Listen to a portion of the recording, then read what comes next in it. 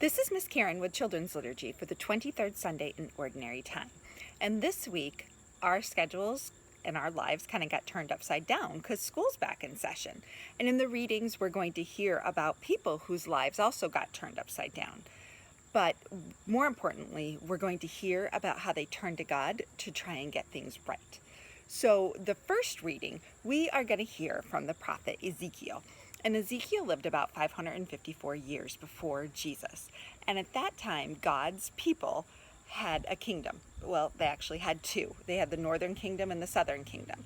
The northern kingdom at the time Ezekiel was writing was long gone. It had gotten taken over.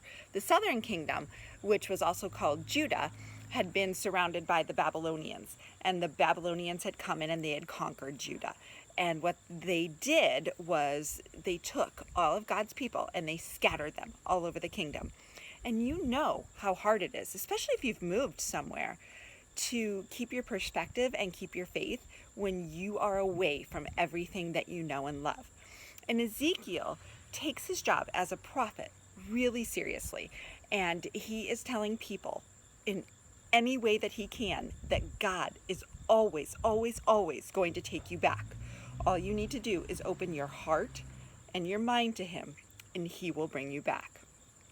In the second reading, we're going to hear more from Paul's letter to the Romans. And if you have ever seen the movie The Princess Bride, when Inigo Montoya is trying to explain to Wesley what is going on, and he goes, "Let me explain." No, it's too much. Let me sum up. That is exactly what St. Paul is trying to do right here. St. Paul is trying to explain God and Christianity to people who are not familiar with it at all. And Paul's trying to explain love. And love is not above God's law, but love is why we obey God's law. And love is a verb. Love is an action. Love is not a warm, fuzzy feeling where you got the little butterflies in your stomach. No. Love is where you take action to do what is best for someone else, even if it's hard. Love is an extraordinarily deliberate way of living where you put God's will and what's better for other people ahead of yourselves. And that's a really radical way of thinking. And that's a way of thinking that changes everything if we put God's will first and obey God's love for the love of God. And we do that because of our love for God. In the gospel, we are going to hear about the rights and responsibilities of believers and how it is everybody's responsibility, not just the people in charge, to act out of love and use Jesus as our guide to make the world better for everyone.